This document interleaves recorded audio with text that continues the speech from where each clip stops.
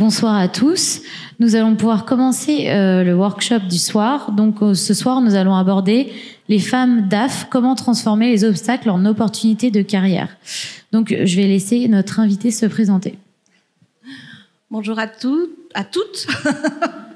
Ah non, à tous, parce qu'il y a quand même un homme dans la salle. Bravo. Même s'il est là pour prendre les photos cette fois-ci.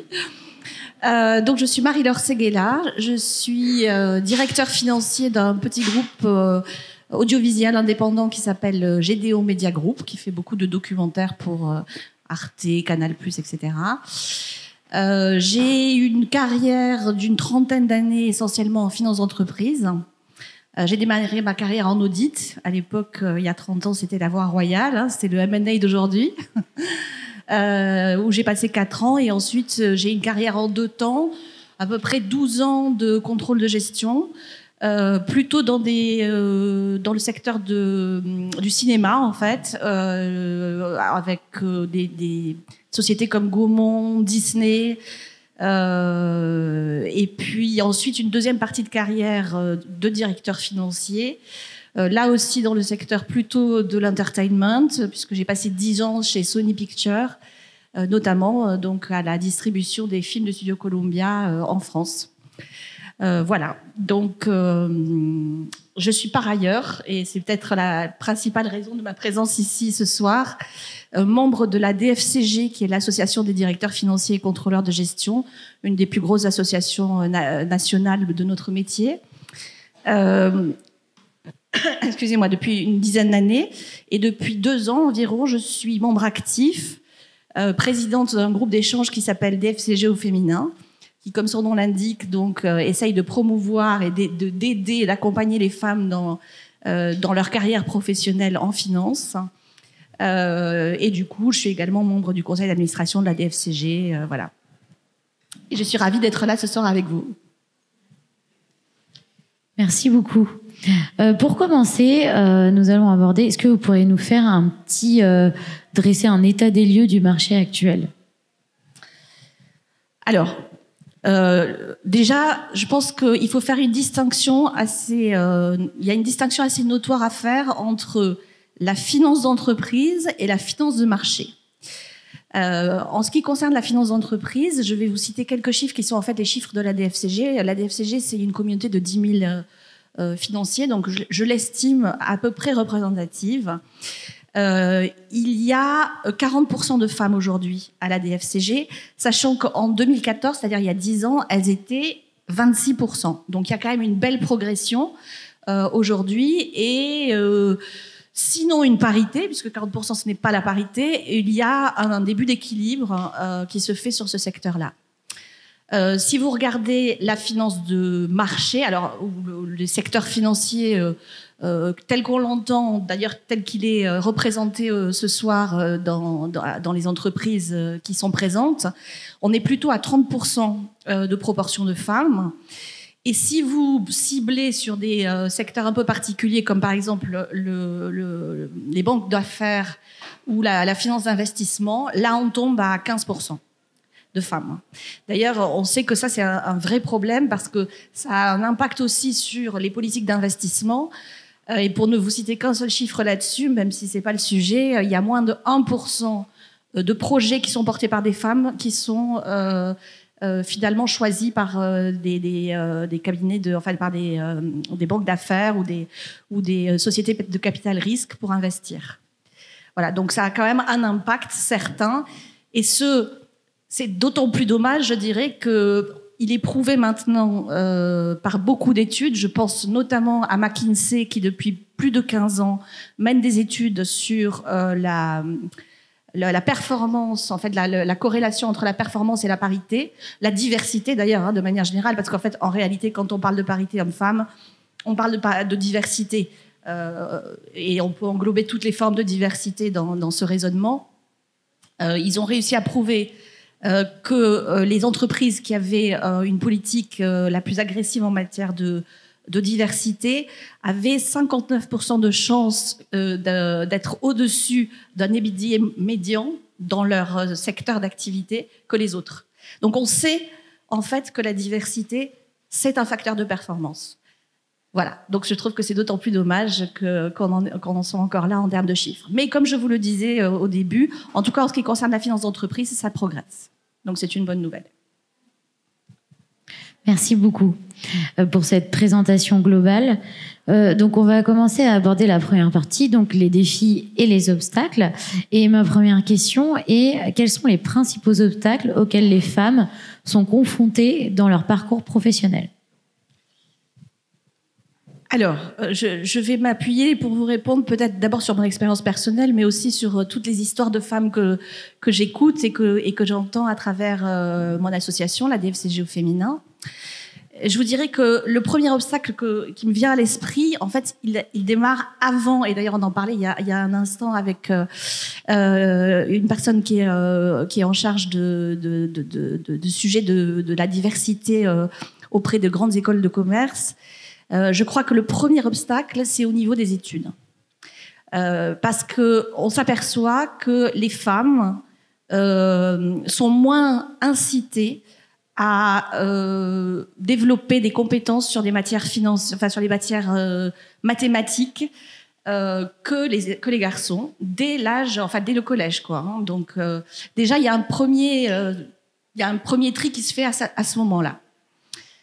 Ensuite, je dirais que, de mon expérience, un des énormes obstacles auxquels les femmes doivent faire face, c'est l'arrivée des enfants. Je vois qu'il y a beaucoup de femmes jeunes dans l'auditoire. Mesdames, choisissez bien votre conjoint. J'ai eu le privilège de faire intervenir beaucoup de femmes inspirantes au sein de la DFCG. Et toutes avaient un point commun, c'est qu'elles avaient un mari très aidant, un mari qui prenait le relais à la maison, parce qu'il n'y a pas de secret. Si on veut mener une carrière ambitieuse, il faut forcément prendre le temps quelque part.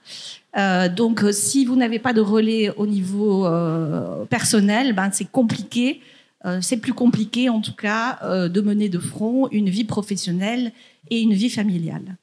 Et ce, d'autant plus qu'on le sait, malheureusement, les entreprises n'ont pas encore suffisamment aménagé, je dirais, les pratiques pour tenir compte de la vie familiale. Alors là, la bonne nouvelle, c'est que les jeunes générations poussent beaucoup, autant les garçons que les filles, à ce que justement il y ait un équilibre entre vie professionnelle et vie familiale, ce qui fait que j'ai bon espoir que là-dessus, il y ait des évolutions significatives.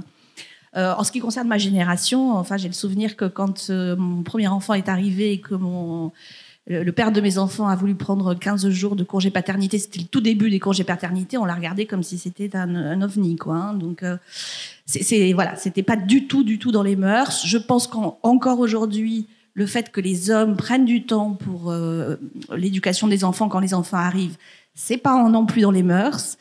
Mais c'est pourtant donc ça c'est un des principaux défis, je dirais, des femmes. Et c'est un défi d'autant plus important que ça arrive à un moment donné où vous êtes en plein boom de carrière, c'est-à-dire que c'est à la trentaine, c'est le moment où la carrière décolle, et la période 30-40 ans, c'est la période assez clé pour construire une carrière en réalité. Donc c'est la période où les femmes sont le plus contraintes. Parce qu'il y a une chose que les femmes n'ont pas encore réussi à déléguer, c'est la maternité, c'est de faire des enfants. Et donc, ça, c'est une contrainte sur laquelle, malheureusement, on ne peut pas agir. Et puis, après, il y a ce que certains qualifient de plafond de verre, qui est une notion un peu floue, mais qui d'ailleurs, de mon expérience, encore une fois, de travail avec les femmes, est finalement une notion que les femmes peuvent avoir dans la tête et qu'elles peuvent, entre guillemets, se créer elles-mêmes. En tout cas, ça peut être un frein dans la tête des femmes. Alors, loin de moi l'idée de condamner ça chez les femmes, hein, ni de dire que c'est la faute des femmes, pas du tout. Mais disons qu'il y a un tel biais dans notre société à tous les niveaux que, en fait, sans même s'en apercevoir, parfois, on se met des freins Et du coup, on s'empêche d'évoluer plus que les hommes. Hier, je recevais un spécialiste du décodage de la personnalité qui nous parlait du syndrome de l'imposteur.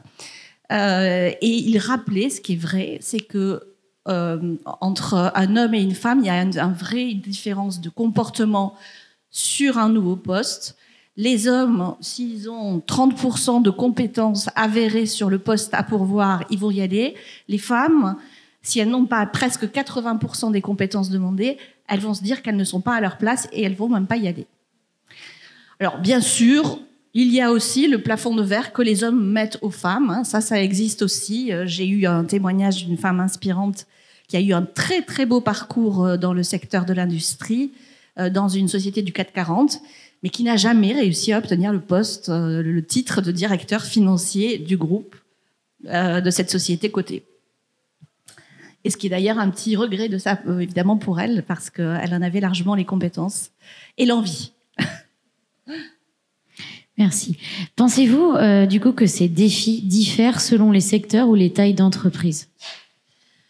Alors, les tailles, je sais pas. Enfin, ce qui est certain, c'est que ça diffère en fonction des secteurs et en fonction des cultures d'entreprise. Ça, c'est certain. Moi, j'ai évolué dans le secteur de l'entertainment, dans un environnement très anglo-saxon. Donc, finalement, j'ai eu beaucoup de chance parce que ce sont des secteurs qui sont très sensibles au sujet de la diversité et de la parité. Et du coup, j'ai pas ressenti, j'ai assez rarement ressenti de freins du fait de mon genre. Par contre, quand on parle à des femmes, même aujourd'hui, surtout des femmes jeunes, de leur parcours dans l'industrie, on s'aperçoit qu'elles sont encore très très seules et que c'est très compliqué d'évoluer dans des secteurs où, en fait, de facto, vous êtes moins de 30%. En fait, à moins de 30%, c'est comme si vous étiez transparente, quoi. Enfin, j'exagère un peu, mais je discutais tout à l'heure avec un membre d'ailleurs de la DFCG au féminin qui travaille dans la banque et elle me disait moi je suis la seule femme à chaque fois. Donc en fait je n'ose même pas ouvrir la bouche parce que je suis la seule femme, donc j'ai pas l'impression d'être à ma place, je me sens pas bien en fait. Et on peut le comprendre d'ailleurs. Voilà. Donc je pense que ça diffère effectivement énormément en fonction des secteurs. C'est certain que le service est beaucoup mieux doté en diversité que le secteur de l'industrie. Dans la finance, je vous ai donné les chiffres, il y a aussi des différences assez importantes. Ça ne veut pas dire qu'il faut lâcher l'affaire, au contraire, il faut se battre pour s'imposer dans des secteurs qui aujourd'hui sont pas encore suffisamment ouverts aux femmes, parce qu'encore une fois, je pense que tout le monde y gagnerait. Merci. Pour cette deuxième partie, on va aborder du coup les compétences.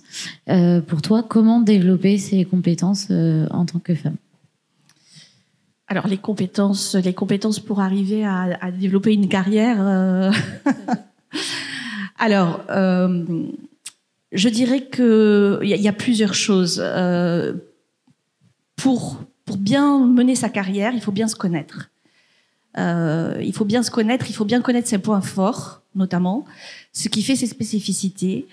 Et donc, je dirais que le premier conseil, ce serait de développer vos soft skills et de développer votre connaissance de vous-même.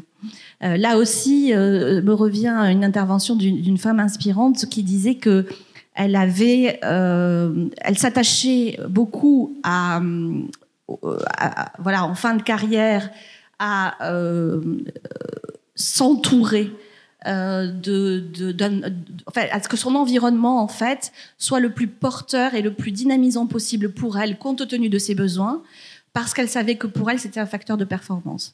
Donc ça c'est très important. C'est souvent des notions qui ne sont pas on en parle maintenant de plus en plus, mais cette notion de bien se connaître, de bien cerner ses besoins, de bien cerner ce qui vous fait lever le matin, ce qui vous rend performante, ce qui vous rend heureuse et donc performante, c'est très très important. parce que ça vous permettra de vous épanouir et c'est là que vous allez être le plus reconnu, le plus remarqué et donc certainement le plus promu. On l'espère en tout cas.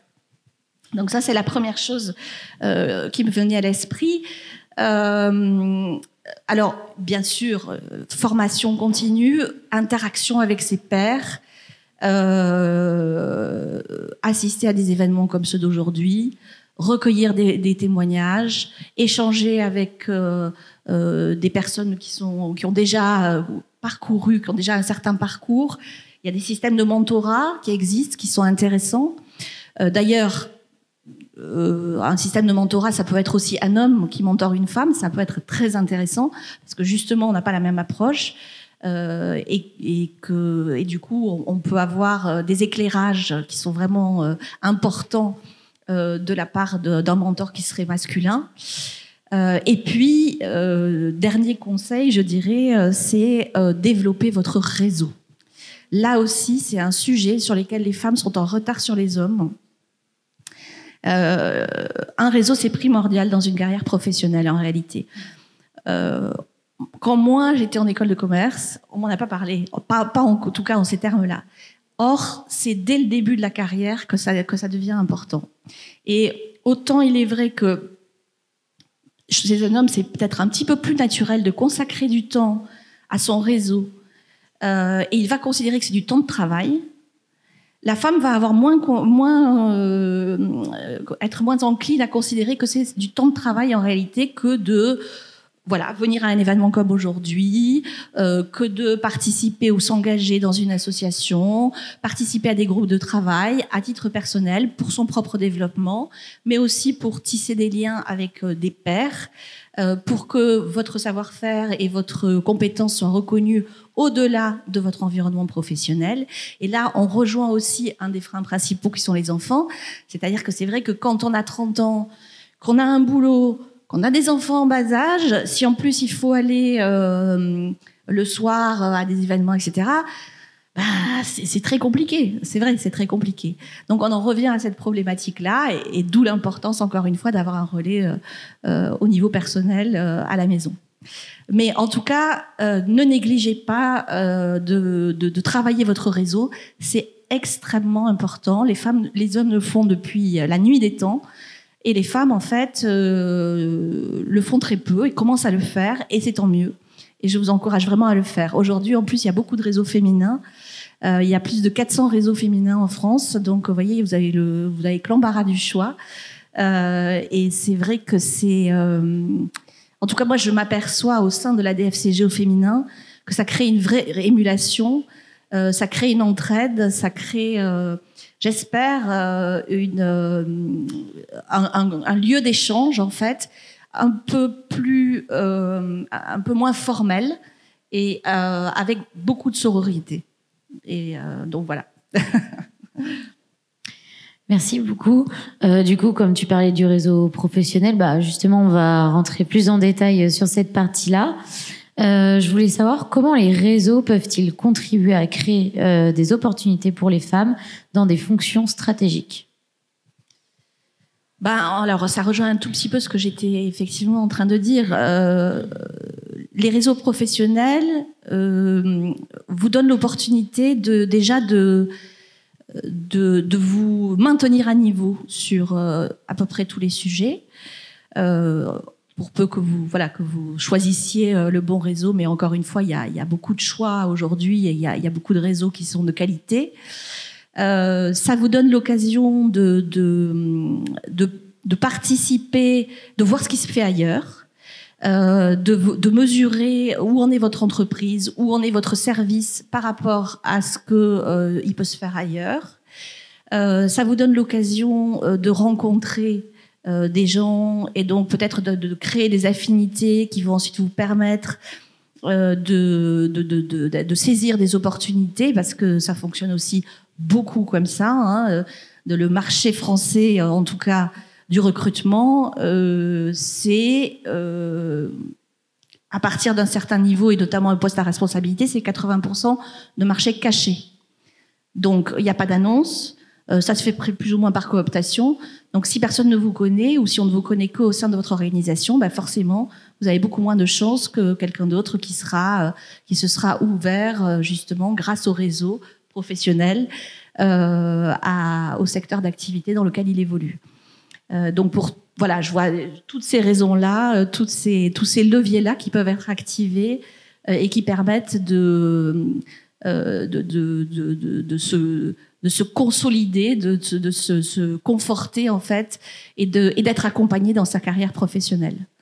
Il y a des gens jeunes, il y a des gens moins jeunes, il y a des gens qui ont vécu des choses. Donc, encore une fois, le partage, le brassage de toutes ces expériences-là fait toute la richesse, et ça se fait forcément dans des réseaux. Très bien. Et du coup, quelle est l'importance de s'appuyer sur des réseaux comme la DFCG, par exemple, ou d'autres pour accélérer sa carrière? Vous allez trouver dans des réseaux... Alors, je vais vous parler de la DFCG parce que c'est clairement celui que je connais le mieux, pour ne pas dire le seul que je connaisse. J'exagère un peu, mais si vous voulez, vous avez au sein de la DFCG, encore une fois, une communauté de 10 000 personnes, 3 000 membres actifs, 26 groupes d'échange. Vous avez des événements à peu près tous les jours sur des thématiques extrêmement variées. Vous avez une énorme production documentaire de très haute qualité sur des sujets techniques très très variés. Vous avez la possibilité de faire appel à une aide, c'est-à-dire que lorsque vous avez une problématique, par exemple, dans votre entreprise sur n'importe quel sujet, vous pouvez solliciter vos pairs au sein d'un réseau professionnel et quelqu'un va vous répondre, en fait. Puisque tout le monde est là pour échanger, justement, il y a une sorte de... Enfin voilà, ça fait partie du jeu. À partir du moment où on s'intègre dans ce réseau professionnel, l'idée, c'est de donner et de prendre. Et d'ailleurs, ça me rappelle une phrase très importante que nous avait donnée une femme que j'ai fait intervenir l'année dernière, qui nous disait: le réseau, encore une fois, ça fonctionne de la façon suivante: vous donnez à quelqu'un et c'est quelqu'un d'autre qui vous rendra. En fait, il faut pas... C'est comme ça qu'il faut le raisonner, c'est-à-dire il faut se dire moi je donne, et à un moment donné, forcément, il y a quelque chose qui va venir, mais ce ne sera pas forcément de la part de la personne que vous avez aidée. Et ça, je trouve que c'est très important à garder en tête aussi, parce que c'est comme ça que ça marche. Donc voilà, après à la DFCG vous trouvez aussi, et souvent dans les réseaux professionnels vous trouvez énormément d'offres de formation. Je prends l'exemple à la DFCG actuellement, on a véritablement embrassé le virage RSE et on est très très soucieux de faire évoluer les métiers de la finance, d'accompagner l'évolution des métiers de la finance vers la RSE, vers la finance verte, etc., etc. Il y a un groupe d'échange extrêmement dynamique que je vous conseille particulièrement sur le sujet de la RSE, en tout cas si le sujet de la RSE vous intéresse, avec à sa tête Valérie Raoul-Després, en l'occurrence, qui est une femme qui est aujourd'hui en charge de la finance, des achats et de la finance verte au sein de Dassault Systèmes, et qui a très à cœur de donner tous les outils pour permettre justement de comprendre la réglementation, les obligations en termes de reporting, les enjeux pour la finance, comment la finance peut intervenir et comment la finance doit intervenir dans ce secteur-là. Et du coup, elle produit et elle met à disposition une documentation énorme. Elle propose une formation qui coûte, je crois, 150 € pour d'une extrêmement bonne qualité, qui vous donne déjà les bases du sujet. Alors, je vous cite cet exemple-là, mais bon, il y en a d'autres. Donc, c'est tout ça, en fait, qu'un réseau professionnel peut vous apporter pour accélérer votre carrière. Des supports de formation, de pairs, de documentation, d'événements, voilà. Avez-vous d'autres idées pour favoriser la représentation des femmes dans la finance? Alors, je dirais qu'il y a un sujet sur lequel je me suis beaucoup interrogée quand j'ai démarré un petit peu mon engagement dans la promotion de la parité homme-femme, c'est le sujet des quotas. Parce que lorsque moi j'ai commencé, je me suis dit, bon, tu vas quand même pas suggérer quelque chose contre lequel tu luttes, puisque tu estimes que jusqu'à présent, il y avait un favoritisme, une sorte de discrimination masculine. On ne peut pas promouvoir, donc je ne peux pas promouvoir une discrimination féminine. Et puis je suis revenue de cette idée pour une raison simple, c'est que, en fait, pour une raison mathématique. Je vous citerai un article que j'ai lu récemment dans Le Monde sur la représentation des femmes dans les grandes instances financières internationales, qui, si je ne me trompe pas, est à l'entour de 14%. Et en gros, il disait, si on veut atteindre la parité, il faut attendre 140 ans. Moi, j'ai pas envie d'attendre 140 ans. J'ai une fille, j'ai pas du tout envie d'attendre 140 ans. Je pense que le monde, d'ailleurs, ne peut pas se permettre d'attendre 140 ans pour que, encore une fois, ce facteur de performance soit mis, devienne finalement une réalité. Donc, moi, je suis pour les quotas. Alors, la loi Zimmermann-Copé, elle date de 2011. On a vu que malheureusement, elle ne provoquait pas l'effet de ruissellement qu'on attendait. C'est-à-dire que c'est pas parce qu'on a imposé un quota de femmes dans les conseils d'administration que du coup il y avait plus de femmes dans les directions générales, dans les conseils dans les comités de direction, etc. Donc je suis pour la mise en place de quotas à peu près à tous les niveaux de l'entreprise. Alors certes, au début, ça sera injuste et je comprends que ça puisse froisser, et notamment les hommes, évidemment, mais c'est simplement un rééquilibrage en réalité. C'est pas parce qu'on est pour les uns et contre les autres, c'est juste qu'on voudrait rééquilibrer les choses pour qu'ensuite on puisse évoluer de façon, voilà, alors là, pour le coup, au mérite. Mais très, très, très concrètement, si on part d'un constat où 14% simplement de femmes ont une expérience dans les instances dirigeantes de la finance de marché, comment voulez-vous que ça évolue de façon favorable? Enfin, je veux dire, c'est mathématique. Ça veut dire qu'il y a 85% d'hommes qui sont tout aussi compétents. Et donc, oui, on est obligé de forcer un peu le destin pour que les choses changent enfin. Voilà, donc moi, je suis une fervente défendrice des quotas après maintes réflexions. Merci beaucoup. Ça va être la fin de ce workshop. Si vous avez d'autres questions après à poser à Marie-Laure, vous pouvez lui parler juste après, il n'y a aucun problème. Merci beaucoup à tous. Merci pour votre attention.